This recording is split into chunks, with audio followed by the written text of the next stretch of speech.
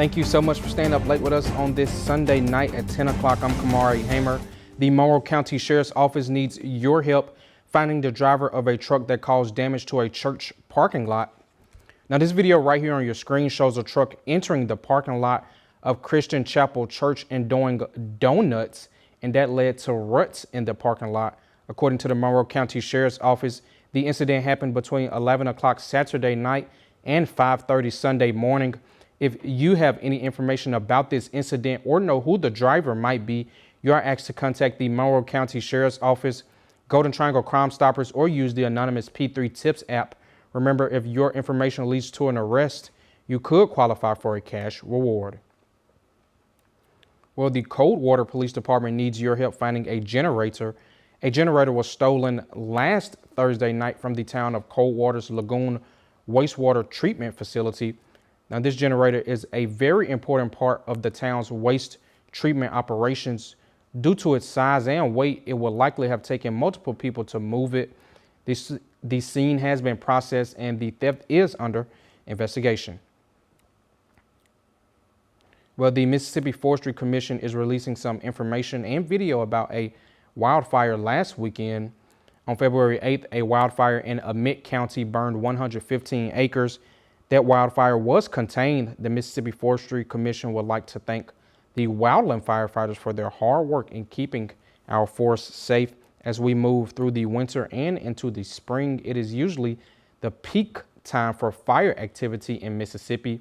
If you are planning to burn, you are asked to check the forecast, clear the area, stay present, keep water ready, and always check for burn bans. Well, a man was sentenced to serve 10 years in prison on a narcotics charge. On Thursday, Derek Lorenzo Denman pled guilty to trafficking methamphetamine in Lee County. Circuit Court Judge John R. White sentenced Denman to serve 40 years in the Mississippi Department of Corrections with 30 years suspended. Denman will not be eligible for parole or early release. When he is released, he must complete 5 years of post-release supervision. Denman's criminal activities were investigated by the North Mississippi Narcotics Unit and the Mississippi Bureau of Narcotics. The case was prosecuted by Assistant District Attorney Megan French on behalf of the state of Mississippi. Well, the Parkland community is paying tribute to the 17 victims killed at Marjorie Stoneman Douglas High School back on Valentine's Day in 2018, with Saturday marking 8 years since the tragedy. Survivors and families of the victims of Parkland school shooting still struggle to talk about the incident until this day. CBS News correspondent Stevie Magaro has the story.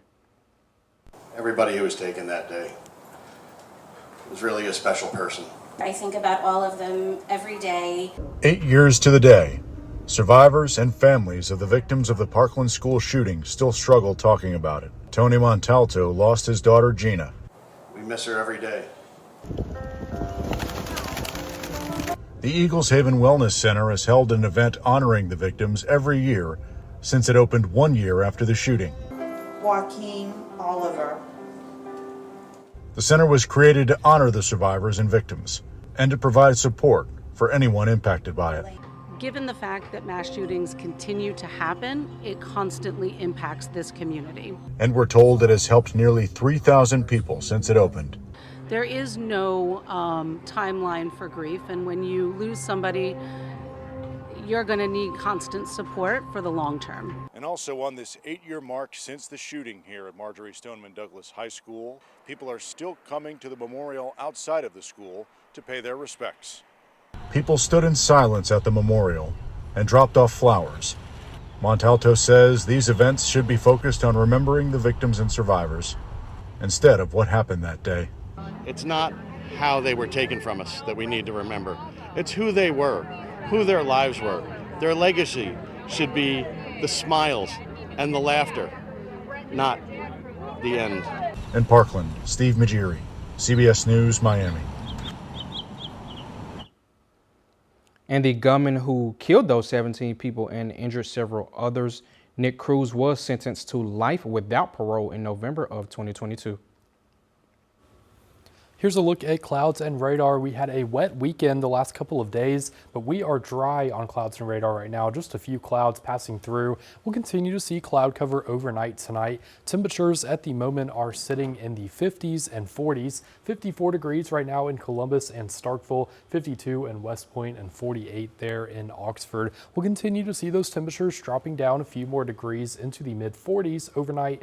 Again, those clouds remaining overnight, but we're done with the rain for now. Kamari. All right, thank you so much, Scott. What a little friendly competition is helping fight hunger right here in Columbus. Councilman Roderick Smith and Councilwoman LaVon Harris are rallying the community for the city's March of the Mayor's canned food drive. Smith even surprised students dressed as Chase from Paw Patrol to help spread the word. City leaders say it may be a competition, but the real win is making sure families across the city of Columbus and Lowndes County have the food they need. We really want everybody to participate. We're making this a fun thing between me and Councilman Smith. And we want everybody that who can and able to bring soup down. We got people that in need. So everybody try to participate, have fun with it, and just try to bring all the soup that you can bring. This competition, just a friendly competition to get more people involved. So as Councilwoman Harris said, I love her also, so it's just all fun and game. And all donations will go toward the March of the Mayor's food drive. The deadline to donate is February 27th. Well, a nonprofit organization in Jackson is trying to improve literacy in Mississippi jails and prisons. Big House Books is a nonprofit organization that provides free books to people behind bars. I talked to the program assistant about the organization.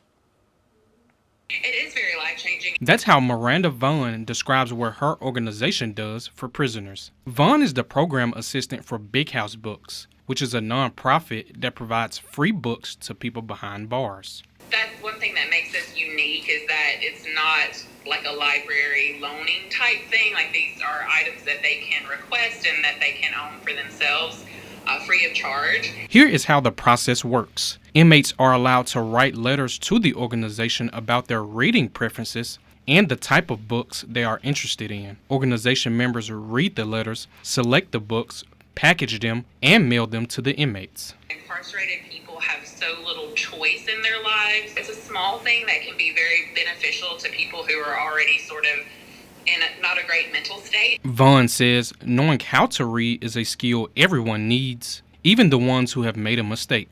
Not everyone who is incarcerated is educated. In fact, a lot of them aren't, and their reading levels aren't, as high as maybe somebody else who's of their same age and economic background. And so we are able to sometimes, because like I said, we don't always have exactly what they're asking for. So sometimes we'll give them a book that's kind of in the same genre, but maybe by a different author. 300 to 500 books are given out each week. Vaughn says the impacts that the books have made on prisoners was one of the purposes for starting the nonprofit. They always tell us, you don't understand the impact that you make on people. It's just, it's wild the impact that just a few books a month can make. But it really does, it gives them something to do. I mean, we've had people write to us and tell us, that the books that we sent them gave them a reason to live. And Big House Books started back in 2014. For more information on how you can donate books or volunteer with the organization, you can visit their website at bighousebooksms.org.